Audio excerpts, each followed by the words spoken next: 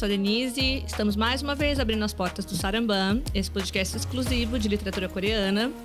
E hoje a gente vai falar de diversos assuntos. Vamos falar um pouco de mercado editorial, mas também vamos falar sobre o Clube de Literatura de Leitura Coreana, né? E também vamos falar sobre um livro específico que está saindo aí do forno. Tá todo mundo bem animado, uma super expectativa. Oi, gente, eu sou a Bruna. E, bom, para falar de todos esses assuntos, a gente chamou ninguém mais, ninguém menos do que Luara França. Luara, muito obrigada por ter aceitado esse convite e ter vindo até aqui no estúdio. E é isso, muito obrigada mesmo. Não, imagina, gente, obrigada a vocês por terem me chamado, eu fiquei super feliz. A gente sempre fala que a editora adora falar, né? Então, se dá meia oportunidade, a gente já tá falando igual uns bandos de desembestado. Então, a gente ama falar sobre o que a gente faz. Então, obrigada por vocês terem convidado a gente. Eu vou me apresentar rapidinho. Isso, por favor. Tá. Meu nome é Luara, eu sou editora tem uns 10, 12 anos, mais ou menos. E agora eu também trabalho como publisher, que a gente vai conversar um pouquinho sobre isso, qual é a diferença e tal. E eu me apaixonei por literatura coreana tem algum tempo. E isso me trouxe muitas coisas, entre elas o Clube de Literatura Coreana, que é um clube que a gente lê mensalmente, um livro publicado no Brasil de literatura coreana. É super legal, a gente conhece pessoas muito bacanas, lê muita coisa legal. E também me trouxe a oportunidade de traduzir algumas coisas da literatura coreana, que também a gente vai conversar. Mas é isso, enfim, acho que vai ser uma conversa bem legal. Sim, e então a gente já pode começar falando sobre mercado editorial, que é onde você está aí imersa desde 2012, né? Não, há 12 anos, certo? Que você comentou. Mas eu acho que eu comecei em 2012, isso mesmo, Jura? 11 anos, Tá bom. Então, assim, recentemente você se tornou publisher da editora Aleph, certo? Isso. E antes disso, você trabalhou nos selos Alfaguara, Companhia das Letras e Penguin, certo? Conta assim pra gente um pouco como que é esse trabalho de publisher e como que ele se diferencia do trabalho de editor, que é o que você desempenhava antes, certo? Sim. É um pouco confuso, porque o mercado editorial ele tem nomenclaturas muito diferentes, dependendo de onde você tá, de qual estado que você tá do Brasil, ou mesmo qual editora, qual casa editorial você tá. Então, algumas editoras chamam de publisher, outras editoras chamam de gerente editorial, de diretor editorial. Enfim, as nomenclaturas são muito diversas. Mas o publisher, ele basicamente vai olhar não só aquele livro, porque o editor se preocupa muito com o livro específico que ele tá trabalhando, mas também uma coisa um pouco mais ampla. Como ele se relaciona com o marketing, como que no ano aquele selo vai performar. E no meu caso, a gente tem 2 selos, a Aleph e a Goya. Então, como os 2 selos se relacionam, o que está acontecendo com um, o que está acontecendo com o outro, como estão as vendas sempre dos 2 selos. E no meu trabalho de editora, eu estava numa casa editorial bastante grande, né, que é a Companhia das Letras, que acho que tem 16 selos, se eu não me engano, o volume de títulos é muito maior. Então, o editor, ele se preocupa com aqueles títulos que ele realmente está fazendo. É difícil você se preocupar com outras coisas que seus colegas estão editando também. Então, a ideia do publisher é olhar um pouco para tudo que está acontecendo, né? Não só aquele livro específico que você está editando, mas também em relação com o marketing, também o que outros editores estão fazendo. Então, é mais ou menos isso. Ficou claro? Ficou claro. Isso que você falou um pouquinho me faz pensar, por que você trocou, então, esse selo grande, né? Que você trabalhava como editora, para ir para a Aleph, que é um selo menor. Tem a ver com essa questão de você ter um pouco mais de autonomia, né? Ter uma visão mais ampla, assim, um pouco mais de responsabilidade também, né? O que te fisgou para você ir para esse novo cargo? É a pergunta de milhões, assim, que eu fui pra Aleph em janeiro, é o que todo mundo me pergunta desde janeiro. Mas eu acho que tem um pouco isso, de você poder ter um pouco mais de responsabilidade, ter um pouco mais de voz em algumas decisões. Mas tem também o fato de que eu estava na mesma empresa há 10 anos. Então, eu já estava muito acostumada com a companhia, eu já sabia tudo como funcionava, onde eu tinha que ir, quais eram os meus desafios. E na Aleph é tudo novo. Então, isso pra mim é muito legal. E sendo uma empresa um pouco menor, eu consigo participar de mais partes do processo, que na companhia eu não conseguia. Não é, enfim, culpa da companhia nem nada, é só numa editora maior, é como as coisas funcionam. E na Aleph eu tô conseguindo participar um pouco mais de outras partes que eu achava importantes e que eu acabava não participando tanto.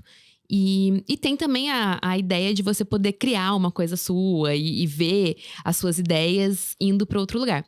E eu sempre fui muito fã de ficção científica, então eu confesso que isso também me chamou bastante atenção. E acho que aí entra em uma outra pergunta que a gente ficou se fazendo, que foi entrando já um pouquinho em literatura coreana, né? E ficção científica. Que aqui a gente não tem nenhuma ficção científica coreana, de fato. A gente tem algumas do inglês, como, por exemplo, a Borachun, né? Que é bastante famosa, mas em português em si a gente não tem nada ainda. Então, uma curiosidade que a gente ficou é se você pretende, né? Quem sabe aí trazer ficção científica coreana com o selo da Aleph ou da Goya. Eu quero muito. A Goya é o nosso selo de não ficção. Então, sim. a gente publica outro tipo de livro. É não ficção, espiritualidade, bem viver. É um selo diferente. Mas na Aleph, sim, eu adoraria publicar ficção científica coreana. E eu acho que nesse caso, a gente entra numa questão que é muito legal para falar sobre literaturas de... daí não só da Coreia, mas de idiomas que são falados por um número menor de pessoas. É muito comum que a literatura que chegue no Brasil desses idiomas seja uma literatura ou extremamente literária, que são os livros que ganham prêmios, são livros mais difíceis e tudo, ou alguma coisa extremamente comercial, que é livros que saem muito bem em outros países. É muito difícil nesses idiomas a gente conseguir chegar no que a gente chama de middle list, que são livros que são bons e que vendem ok, mas não são aquele estouro de venda nem super literários. Ou então o que a gente chama de upmarket, que é um livro que ele é mais comercial, mas ele tem alguma coisinha mais literária, ou no jeito dele de escrever, ou em como ele monta a narrativa, alguma coisa assim. É difícil você alcançar esse tipo de títulos em idiomas com um número menor de falantes. Porque a gente é muito focado no que sai em inglês. E, normalmente, o que é publicado em inglês são esses tipos de livros, ou super literários, ou livros mais comerciais. Então, a gente tem um pouco esse problema. Eu acho que a ficção científica, ela se encaixa um pouco nisso. É um pouco difícil você encontrar, né, uma literatura de gênero desses idiomas com menor número de falantes. Então, quer dizer, menor número de falantes não, porque também é difícil do chinês. Mas, enfim, vocês entenderam esses idiomas sim. um pouco diferentes para o português, digamos assim. Distantes, né? Um pouco distantes do português. Então, eu acho que a gente tem um pouco esse problema com a literatura coreana. E é difícil você alcançar esse meio do caminho.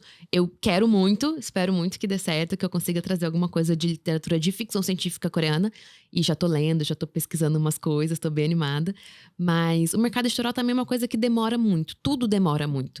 Então, entre você começar a pesquisar um livro e ele efetivamente ser publicado, você pode colocar aí 2, 3 anos. Então, é um processo um pouco mais longo do que a gente gostaria. Uau!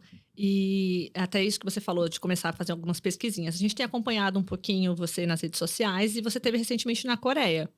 E foi assim, um pouco nesse objetivo de pesquisar, de ir atrás de livros que talvez você possa trazer para a Aleph. A gente viu que você teve na Seoul International Book Fair. Como que foi essa experiência? Assim, você foi para lá no intuito de fazer contatos com autores, com editoras? Qual que era o seu objetivo principal, né? E você foi exatamente como publisher, né? Não a turismo, coisa do tipo. Fala pra gente um pouquinho dessa viagem. Foi incrível, a feira foi maravilhosa. Só explicando um pouquinho como funcionam essas feiras, mais ou menos. A gente tem algumas principais feiras de livro no mundo que acontecem anualmente. A principal delas é em Frankfurt, acontece sempre em outubro. Mas outros países também tem. A gente tem a de Londres em março, que é bem conhecida. A de Paris em junho, que também é relativamente famosa. Mas algumas têm a característica que a nossa Bienal tem, por exemplo, que é uma feira aberta ao público e que tem um espaço de encontro de agentes e editores. Esse é o caso da Feira de Seul. Isso seria o fellowship que eles chamam? O fellowship Peraí. Você vai chegar lá. Eu vou chegar lá. Beleza. Porque o fellowship, algumas feiras oferecem, outras não. Não é sempre que isso acontece, né?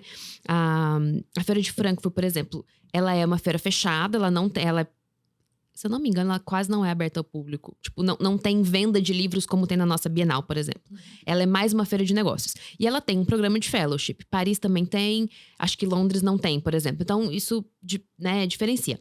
A fellowship é quando a feira, ela patrocina a ida de alguns editores ou agentes para esse lugar que está acontecendo.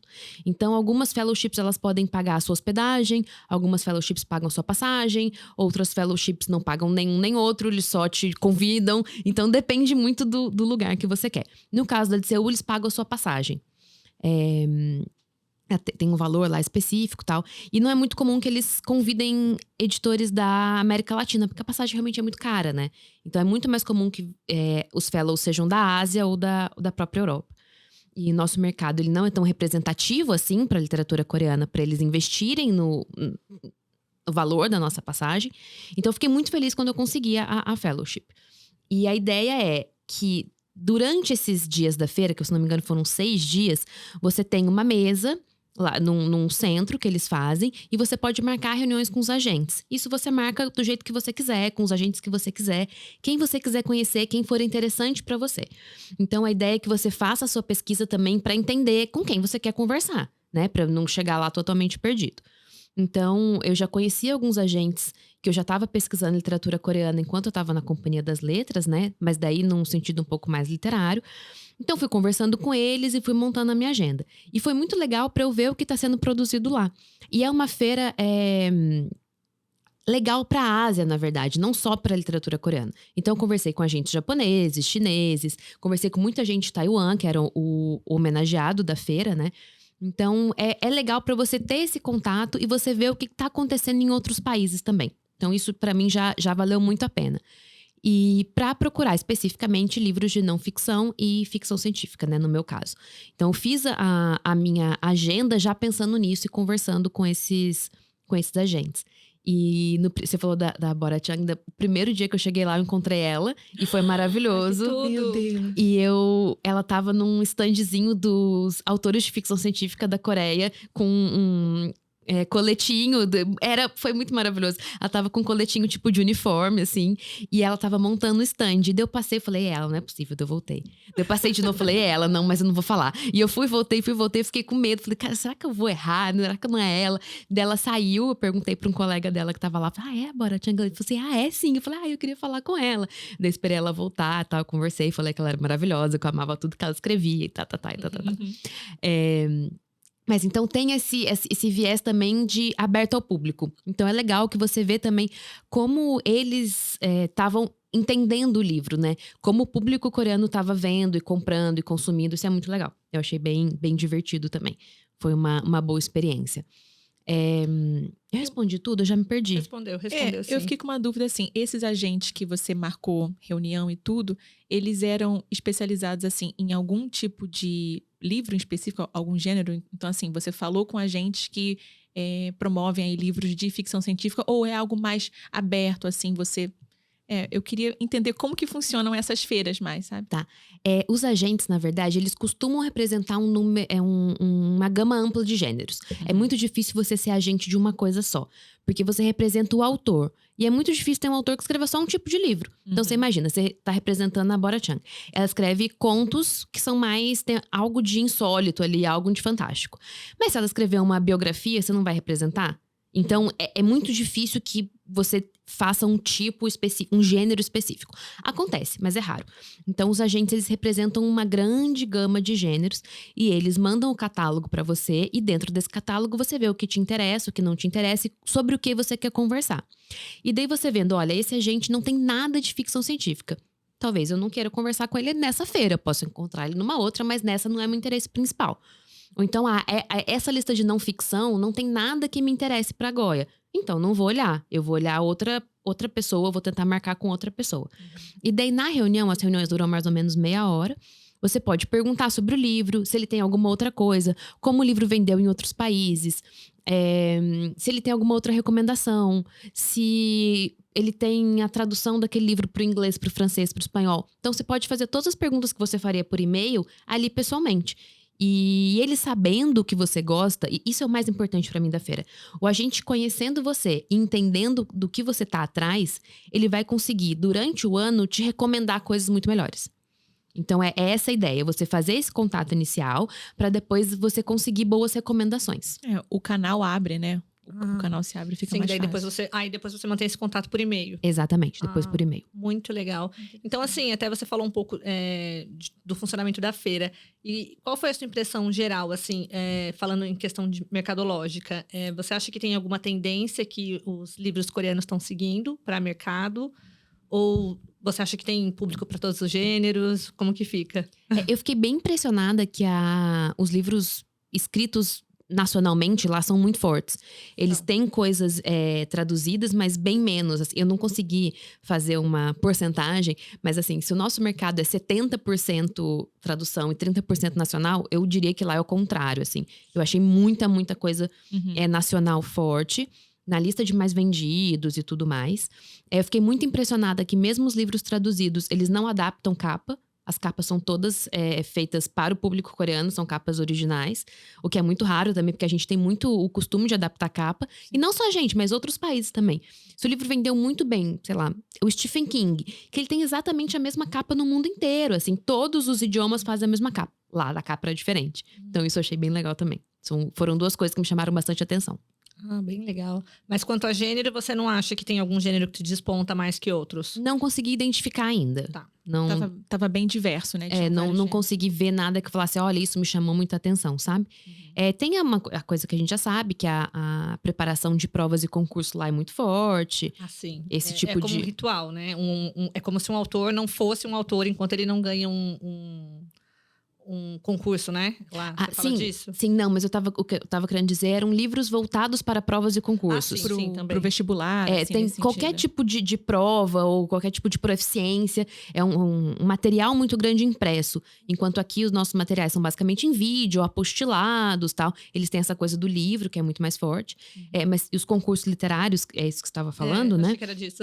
Não, mas os concursos literários, eles realmente são muito importantes. Mas aqui também são. Então, acho que isso é bastante parecido, assim. Ter essa chancela é sempre importante. A parte dos concursos públicos aí já é um pouco diferente, né? Porque eu acho que lá é muito mais valorizado. Apesar daqui também é uma carreira muito promissora, mas lá é muito mais, né? É de prestígio, né? É de renome. Então acho que isso também muda um pouco como o próprio livro de não ficção é visto, assim. Acho que isso deve esbarrar. Eu não pesquisei a fundo, não conheço a fundo, mas eu imagino que deve esbarrar muito na forma que a não ficção é feita lá. Sim. E uma outra dúvida, então, você conversou aí com vários agentes literários e você chegou, então, a prospectar, assim, alguns livros coreanos para trazer para cá? Ficou alguns, assim, em stand-by pra... Sim, tô namorando. Tem vários que eu tô namorando, eu olho pra eles olham pra mim, eu olho pra eles olham pra mim. A gente tá tentando conversar, assim, tá tentando surgir um romance. Mas ainda é segredo, né? Ainda é segredo. Ficar de olho aí nas redes sociais da Aleph, da Luara. Sim. Tá? Saber o que vem por aí. E você acha, assim, que a ficção científica coreana faria sucesso aqui? Por exemplo, trazer a Borá pra cá, você acha? Eu, particularmente, acho que teria muito sucesso. Não sei se da sua perspectiva, por ter lido mais coisas dela e encontrado com ela pessoalmente, se você sente que a escrita dela poderia encantar os brasileiros também. Sim, eu super acho. Ela é uma autora que eu gosto muito e que eu tenho muita esperança para o futuro, né? Eu tenho uma esperança muito grande nela. E eu acho ela incrível. E eu acho que ela tem o problema de alguns outros autores que já foram publicados no Brasil, que são maravilhosos, como o Ted Chiang, por exemplo, que é ficção científica em contos. Isso é uma questão, é difícil. O não romance, ele é um grande obstáculo, assim. Sim. Mas tirando isso, eu confio muito. Eu acho ela muito, muito boa. E acho que o Booker, ela ter sido shortlisted... Ela foi shortlisted do Booker foi muito importante. Acho que isso traz uma outra carga pra ela também. O nome dela já tá ficando de bastante peso no cenário internacional, né? Sim. Isso. Bom, acho que da feira a gente esclareceu as nossas dúvidas, assim, enquanto leitoras e entusiastas. A gente queria entrar um pouquinho, então, nesse livro que está saindo do forninho, tá quentinho, que é o livro do BTS, Beyond the Story, né? Que você foi a tradutora, certo? E você já fez outras traduções antes, mas esse, pelo que eu pesquisei, assim, foi o primeiro livro coreano que você traduziu, certo? Certo. Do inglês. Isso. E aí, assim, como que você chegou até esse livro? Foi a editora Record que recorreu a você? Como que foi esse processo até você se tornar a tradutora desse baita livro de comemoração de 10 anos da boy band, né? Isso. A editora que contata o tradutor, né? Ela que entra em contato com o tradutor. Primeiro a editora compra os direitos, então a Record, ela participou de um leilão enorme, foi um dos maiores leilões da história. tal, adquiriu os direitos para o livro do BTS e entrou em contato comigo. Eu já traduzia para Record tem um tempo e eles sabiam que eu era fã do BTS. Então juntaram uma coisa com a outra e falou, vai aí, o que você acha? Vamos lá. E foi super, eu fiquei muito feliz quando eu recebi a proposta, mas ao mesmo tempo também muito assustada, porque era um prazo muito curto para tradução. Porque como seria lançamento mundial, foi assim, realmente super, super, super corrido. Eu passei 2 meses e meio, eu acho, mais ou menos, fazendo a tradução. E é isso, todos os dias, depois que eu chegava do trabalho, todos os finais de semana, eu não fiz mais nada. Absolutamente nada da minha vida, eu só traduzi esse livro. Porque a ideia deles era lançar em um mesmo dia em vários países, é isso? Exatamente. Nossa. E o livro, ele é originalmente escrito em coreano ou em inglês? Em coreano. Em coreano, Isso. Tá. O livro foi escrito em coreano e dele foi traduzido para o inglês por 3 tradutores antes do leilão. Antes de qualquer coisa. O livro estava pronto. O leilão aconteceu, eles disponibilizaram a tradução do inglês para que todos os países traduzissem do inglês, para poder ser mais rápido. Porque para fazer um lançamento mundial, é impossível você traduzir do coreano. É impossível, porque demora muito. Sim. Então, o que eles fizeram é pedir para todos os países a tradução do inglês e oferecer o manuscrito em coreano para a gente consultar. Então, todas as dúvidas que eu tinha, eu poderia consultar no coreano. Entendi. E assim, 2 meses é realmente um prazo bem apertado. E o livro né? é enorme, ele tem livro- 550 O páginas. livro é muito grande. Ele é enorme, ele é enorme. Foi muito difícil. Eu acho que foi um pouquinho mais de 2 meses, talvez 3 meses. Eu tenho que fazer as contas exatamente, mas foi um prazo super apertado. Tenebroso. Foi super apertado. A gente fez um super esquema. O pessoal da Record, da galera, né, que é o selo da Record que fez, foi incrível, assim. A gente fez um cronograma, deu entregando em lotes. Eles foram, enquanto eu ia traduzindo o segundo lote, eles iam revisando o primeiro. A gente ia batendo dúvidas. Foi, assim, incrível. O trabalho deles foi primoroso. E aí, assim, eles já conheciam o seu trabalho de tradutora, claro. Mas você acha que foi decisivo o fato de você ser fã do BTS? Tenho certeza. Porque tem termos e além de fã… Eu poderia ter sido fã de K-pop no geral. Acho que não precisava ser necessariamente do BTS. Mas tem termos, tem questões, tem premiações que a gente já conhece. Então isso facilita muito. Eu não precisava pesquisar tudo, porque eu já sabia algumas coisas. Então isso ajudou bastante. Eu acho que uma pessoa que nunca teve nenhum contato ia penar um pouco mais, assim. Então, assim, você sente que dos desafios que qualquer tradução já traz, essa questão de você ser fã já amenizou alguns deles, porque você já conhecia, então, muito do conteúdo que estava no livro, Sim, certo? eu conhecia muito do que a gente chama de vocabulário especializado do livro. Cada livro tem o seu vocabulário. Eu tenho um tradutor que eu adoro ele, né, que trabalha comigo há muitos anos, ele é maravilhoso. E ele é ótimo em termos militares. Então, qualquer livro que tenha qualquer guerra, seja espacial ou na terra, ele vai traduzir muito bem, porque ele conhece muito nomenclatura militar. Então, é um vocabulário especializado daquilo. Então, no meu caso, era um vocabulário especializado de K-pop. Entendi. Muito bom. Tá vendo? Ser fã abre muitas portas. E a pergunta que não quer calar, né? Beyond the Story é um livro só para fãs do BTS? Não é mesmo, assim. Porque é muito legal você entender a banda enquanto fenômeno. Então, assim, você vai entender o que aconteceu nesses 10 anos, quais são as diferenças em relação a outras bandas, qual é realmente a história de crescimento ali. Então, acho que isso já vale a pena. E tem momentos de interpretação das músicas e dos CDs que são muito bonitos também. Eu acho que quem se interessa por música, acho que pode gostar desses pedaços em especial, assim, da interpretação para aquilo estar acontecendo naquele momento. Nossa, muito legal. E você sabe que quando surgiu, né, o falatório aí do livro ser lançado, muita gente, eu tava meio por fora e tal, mas assim, muita gente veio falar pra mim, eu acho que vai ser bem legal, porque a pessoa que vai traduzir também é fã, então ela entende, ela sabe. Eu acho que assim, o pessoal tá com uma expectativa muito boa. Sim, isso foi muito legal, assim, a recepção foi bem, bem bacana, eu fiquei feliz. E depois que eu fui descobrir que a tal fã era a Luara, aí eu falei, nossa, é a Luara! Porque eu não podia contar nada pra ninguém, assim, eu não podia contar nada, nem pra minha mãe que eu tava traduzindo, assim, porque era segredo total e absoluto. Gente, que responsa, olha. Muito. Uma baita responsa. E assim, voltando um pouquinho para a questão da tradução, você teve algum outro desafio enquanto tradutora, fora esse prazo apertadíssimo? Sim, vários, assim, o livro tem… a fala de todos os membros, né? E cada membro fala de um jeito, usa um vocabulário. Então, fazer isso no meio do livro é super difícil, né? Você ir entremeando essas coisas. Então, eu achei bem desafiador. Não achei uma tradução simples, não. Uhum. Entendi. Eu acho que isso que você falou também sobre não ser um livro específico só para os fãs, como você falou, o BTS é um grande fenômeno, e então acho que interessa muito também para os estudiosos. Eu acho que vai se tornar um livro, assim, que vai ser muito citado, muito referenciado. Sim, eu concordo. Me parece muito um livro de referência. Muito. Muito interessante. Voltando agora, assim, para as suas aspirações mesmo, e assim, o que fez você cair nessa cultura coreana, vamos dizer assim. Quando surgiu a ideia de você criar um clube de leitura de literatura coreana? Ai, foi. Eu acho que, na verdade, a pergunta podia ser até antes, assim. E como que surgiu o seu interesse pela literatura coreana? Aí você emenda e pronto. Uma coisa na outra, isso veio antes, claro. Exatamente. Não, justo.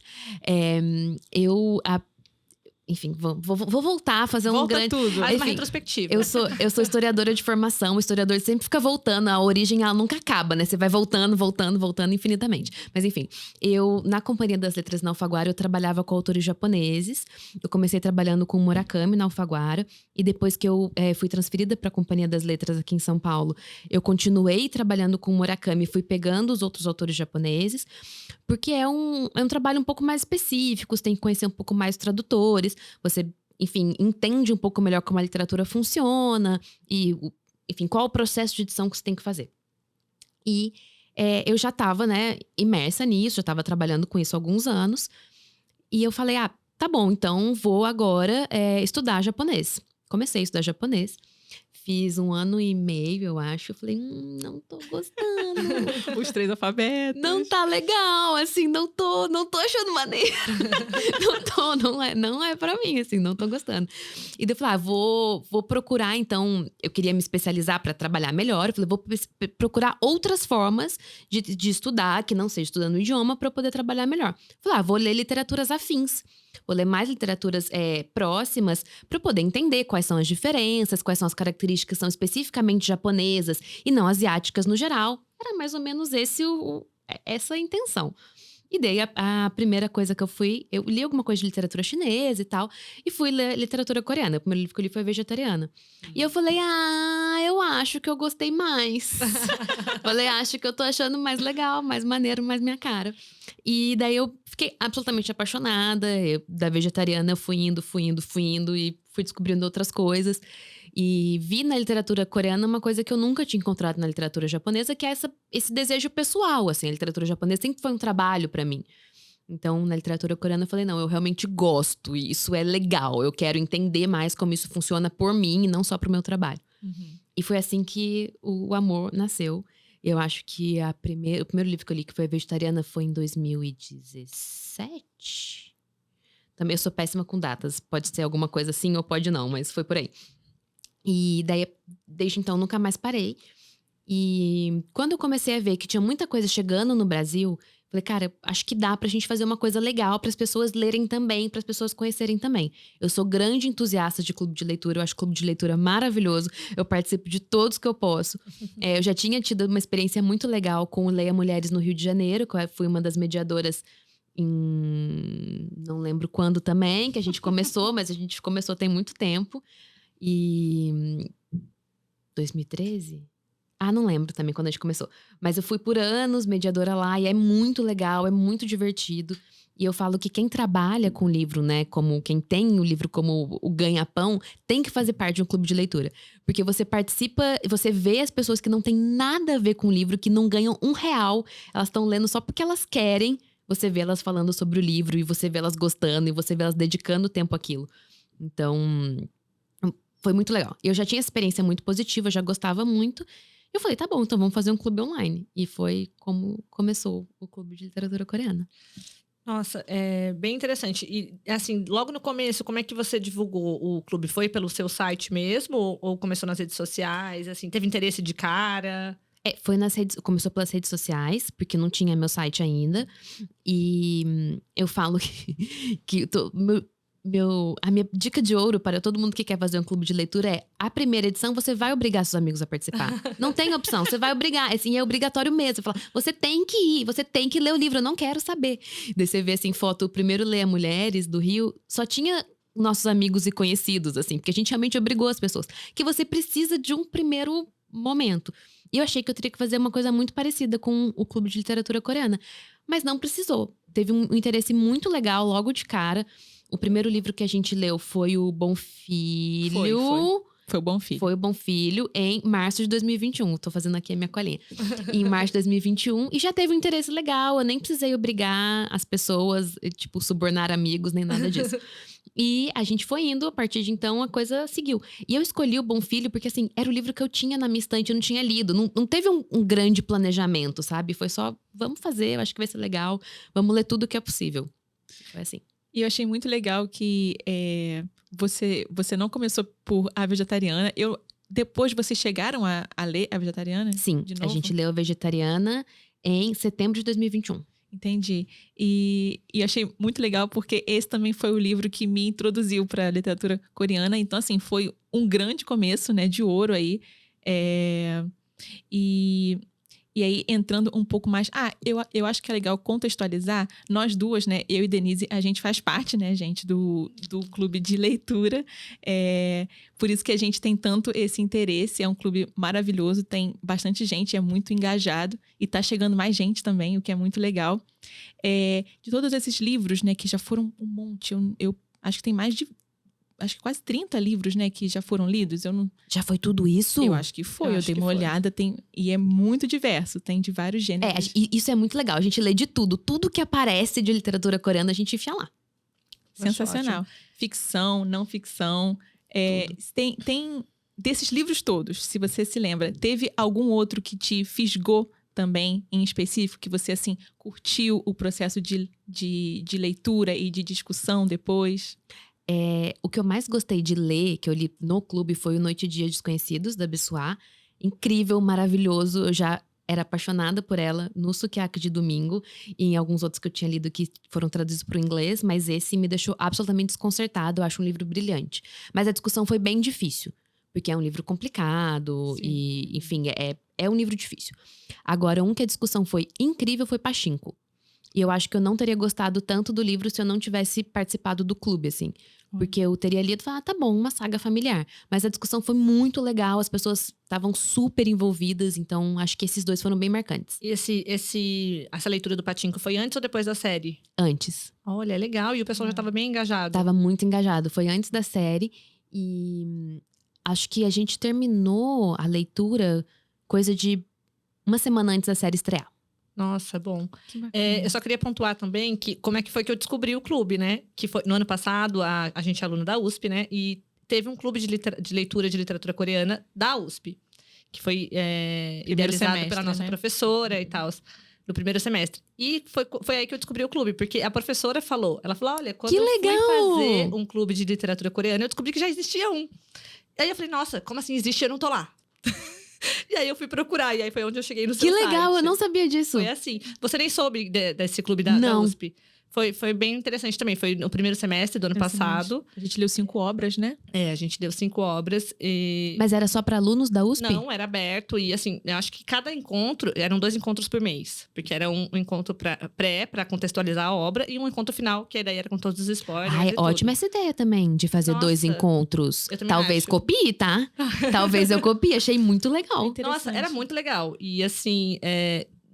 geralmente tinha na média de uns... Eu posso estar errada aqui, mas que eu me lembro um pouco de uns 250, 300 pessoas por encontro. Uhum. Meu Deus! Sim, muita gente. Mas daí não é difícil de comentar? Porque eu fico um pouco com essa sensação. É que, na verdade, os comentários rolavam mais pelo chat, né? E aí o Luiz Girão, acho que você conhece, ele é agente e tradutor da área cultural.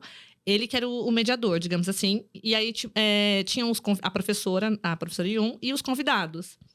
Que ela trazia, que debatiam mais. Mas sempre o pessoal debatia bastante no chat e no final abria para perguntas. Ah, tá bom. É que como tinha muita gente, realmente acabava que não sobrava tempo para todo mundo falar, entendeu? Isso é uma coisa que eu gosto muito dos clubes menores, assim, que é que todo mundo pode falar. Sim. E é isso que eu gosto de não gravar os clubes também. Que você pode falar abobrinha, você pode errar, você pode ficar na dúvida. Tipo, não vai ficar gravado para sempre, sabe? Eu acho uma característica muito legal dos clubes menores. Eu acho bem legal. Mas adorei a ideia dos 2 encontros, tá? Eu super Achei topo. 10 de 10 isso. Porque nesse primeiro ela fazia essa contextualização histórica, social, cultural, o que era ótimo e ajudava, né, na compreensão do livro. Nossa, a gente lia adorei. de outra forma. Sim. Adorei, gente. Quando a gente tem o encontro do clube de leitura, eu acho que às vezes o pessoal comenta bastante isso, né? Sim. Que não entendeu certas coisas por dificuldade de. E a gente vai de entender a comentando cultura. sempre no final, né? A gente daí um ajuda o outro, fala, é isso, é aquilo, e não sei o quê. Ai, mas eu adorei a ideia. Adorei. Fica a dica, então. E, bom, então, assim, o seu clube, ele é mais não fechadinho, né? Ele é um pouquinho menor, então dá pra gente discutir, abrir o microfone e conversar. Qual, assim, pra quem não conhecia o clube e agora ficou super interessado, porque, né, é incrível a ideia.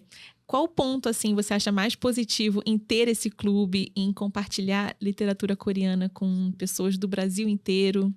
Eu acho que é você ler coisas que você não leria normalmente. Porque são livros, como você já falou, são livros muito diversos. E tem coisas que eu não leria e outra pessoa indica e eu vou ler. E tem coisas que essa outra pessoa não leria e eu indico e ela vai ler. Então, isso eu acho muito legal. E você ter essa consistência de todo mês vai ter um livro daquele clube para você ler. Então, você pode sempre… isso eu entendi, isso eu não gostei. Você vai meio que sentindo e você vai meio que se entendendo também como leitor. Porque muitas vezes você acha que você não vai gostar, mas você lê um livro e você fica absolutamente apaixonado. Então, ter essa coisa de outra pessoa te indicar um livro, eu acho muito legal.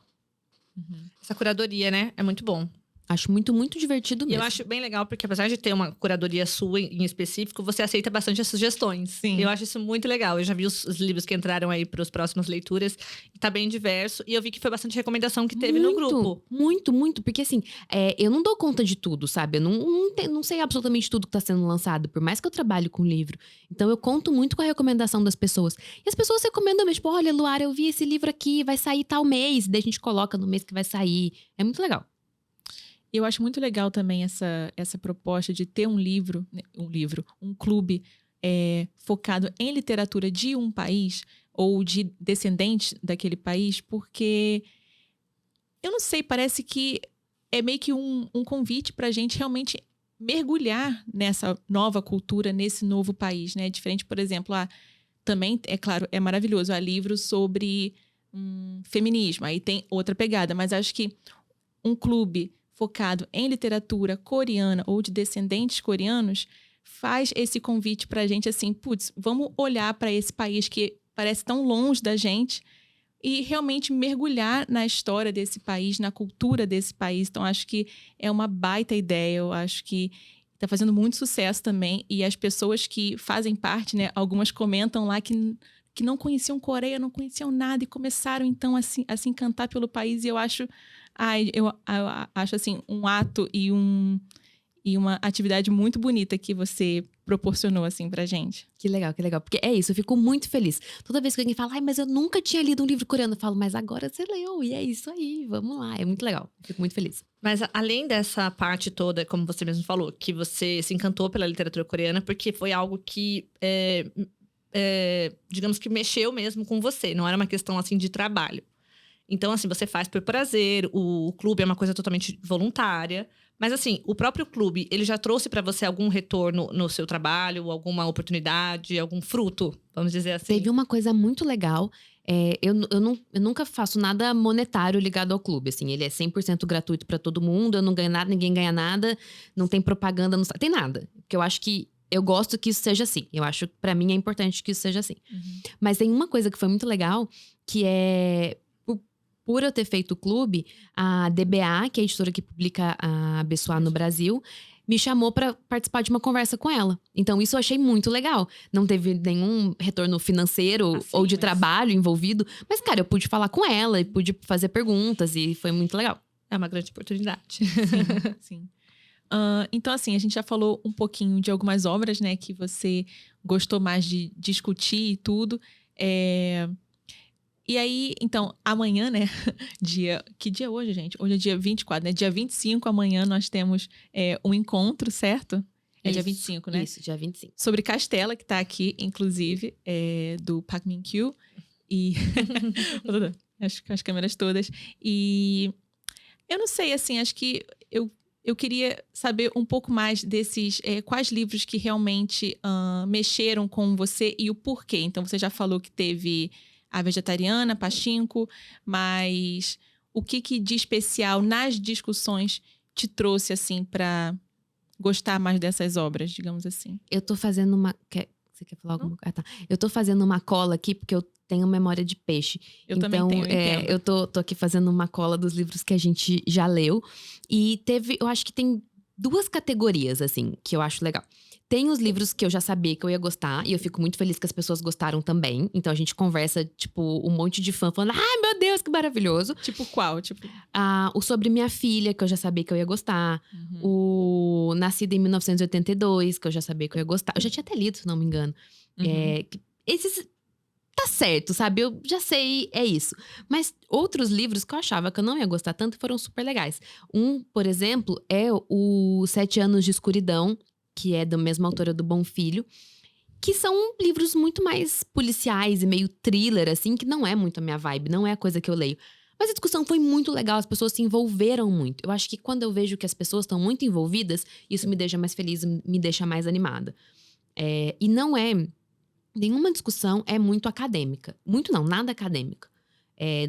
Não é essa a intenção. Mas não precisa ser também. Não é. Isso eu acho muito bom. Eu acho que eu gosto muito dessa sensação. As pessoas falam muito também eu achei isso muito legal, nunca teria lido, me deixa feliz. Ou então, eu não gostei dessa parte porque o personagem é chato. E tudo bem ela não gostar dessa parte porque o personagem é chato, sabe? Isso pra mim é bom e divertido.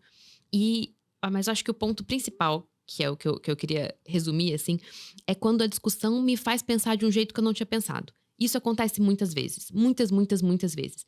E é isso, eu trabalho com livro há anos, eu leio muito há milênios, e ainda assim não esgota nunca as possibilidades de pensar nenhum livro. Então, qualquer livro sempre vai ter alguém que fala: mas e essa personagem aqui? Eu falo: cara, eu não tinha pensado nisso, tipo, não tinha passado pela minha cabeça. O nosso último encontro foi sobre o Jun, que é um quadrinho. E eu não amei o livro, não tem aquela coisa assim. Mas enquanto a gente tava discutindo, um dos participantes falou: mas eu vi a irmã dele de tal jeito. E eu não tinha pensado naquilo. E automaticamente virou uma chave e eu consegui ver outras coisas. Então isso é muito legal. Sim, muda a percepção, né? É porque cada um tem o seu próprio repertório, então cada um vai enxergar aquela história de uma forma, né? Sim, e as coisas que eles trazem são muito interessantes, de verdade. Eu acho também bastante interessante essa parte. Eu acho que cada um pega um pedacinho e no final a gente junta um todo, que sempre cabe mais. Sempre tem alguma coisinha que você não tinha pensado. Sim. Acho que esse é o grande poder da literatura, né? E construir isso coletivamente, né, em um clube, é o que torna a atividade de ler tão gostosa, né? Sim, é muito legal, muito mesmo. Recomendo que todos participem. A gente tá chegando no finalzinho do episódio, infelizmente. Mas assim, aproveitando, né, sobre o clube e sobre tudo isso, mas independente se tá lá na listagem do clube ou não, você tem, assim, algum livro coreano que você indica, assim, pra quem tá começando, quem tá interessado, uma primeira leitura, vamos dizer? Difícil, porque assim, depende do que a pessoa gosta. Sim, então, assim, é uma pergunta capciosa. Bem capciosa, mas eu vou tentar. De cara, primeiro que vem na minha cabeça é o Nascido em 1984. Tá. Porque o Pachinko... 82, perdão. O Pachinko, ele vai agradar muita gente, mas ele é enorme. Sim. Então, e é saga familiar também. Nem todo mundo gosta de ficar acompanhando gerações e gerações. E tem uma contextualização também da ocupação japonesa, tudo isso. Então, ele eu acho que é uma segunda boa opção se você gostou do 1982. Isso. Então, acho que o 82, ele é fechadinho, ele é legal, ele tem uma coisa no final que você não esperava, ele mostra coisas. Eu acho que ele é um bom começo. Sim. Acho que também tem um tema mais universal. Exato. Eu acho que é bom. É claro que Vegetariana, muito legal. Mas ele tem uma coisa um pouco diferente que talvez não agrade todo mundo. Sim. É uma leitura mais densa, né? Mais intimista, mais... Boas indicações. Acho que pra quem começa por essas duas aí que você indicou, acho que Né? Eu acho que dá. entra Vai bem. indo. E daí uma hora você chega lá no vegetariano. Tá ótimo. Luara, olha, mais uma vez, muito obrigada por ter aceitado participar desse episódio. Foi uma delícia conversar com você sobre tantos assuntos, né, que a gente conversou aqui. A gente se vê amanhã, então, no clube para discutir Castela. Então, fica aí muito obrigada e até breve. Não, imagina, obrigada a vocês por terem me convidado. Eu fiquei muito, muito, muito feliz mesmo. É ótimo falar de livros, assim, e falar dessas coisas que a gente gosta. E queria convidar todo mundo que tá ouvindo também para participar do clube. O Castela talvez não dê, porque, né, amanhã, mas os próximos livros já estão todos no site. Todo mês tem livro novo. Então, qualquer hora que você queira participar, é só entrar no grupo e começar. A gente vai deixar as redes sociais, o site, tudo na descrição do episódio. E muito obrigada, Luara, também adorei saber todas essas nuances aí do seu trabalho. Cada pedacinho, né, como que funciona toda essa coisa. Que é os bastidores do livro, né? Sim. É muito legal. Também fica aí a sugestão também da leitura do livro que tá chegando do BTS. Que acho que nem precisa dar sugestão, né? Tem muitas armas por aí, mas não é só pra armas. Não é. É muito interessante mesmo, assim, gente. Se você tem qualquer interesse pra entender como a K-pop funciona, o livro vai ser legal. Acho que como um livro de consulta também, assim, né? Acho que é desse fenômeno mundial que é o BTS, assim. Muito obrigada. Ficamos por aqui. Tchau, tchau. Tchau, gente. Até a próxima.